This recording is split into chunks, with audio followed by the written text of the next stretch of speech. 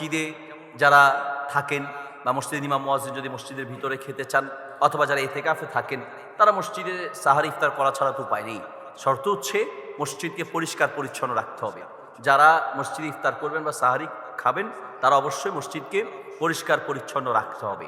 আরেকটা বিষয় হচ্ছে, মসজিদে যতদূর সম্ভব দুর্গন্ধযুক্ত জিনিস না নেওয়ার চেষ্টা করতে হবে। এক্ষেত্রে পেঁয়াজ খেয়ে মসজিদে যাওয়া নিষেধ আছে, কারণ পেঁয়াজের একটা দুর্গন্ধ আছে।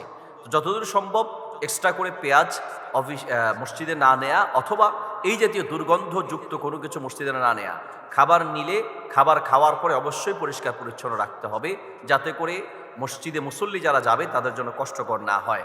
যদি মসজিদ পরিষ্কার পরিচ্ছন্ন রাখা যায় এবং এই ইফতার বা সাহারি করার কারণে মুসল্লিদের কোনো কষ্ট না হয়, কারণ মসজিদের মূল মেইন উদ্দেশ্য হচ্ছে মুসল্লিদের নামাজ বা ইবাদতের পরিবেশ ঠিক রাখা। সেই পরিবেশ ঠিক রেখে যদি ইফতার বা সাহারি করা হয় তাহলে অসুবিধা নেই, তবে নিয়মিত প্রয়োজন নাই। এরপরেও মসজিদকেই ইফতার বা সাহারির স্থান বানিয়ে নেওয়া উচিত নয়, কারণ মসজিদ মূলত খাওয়ার জায়গা নয়, ইবাদতের জায়গা। প্রয়োজন সাপেক্ষে সেখানে ইফতারি বা সাহারি খাওয়া যেতে পারে।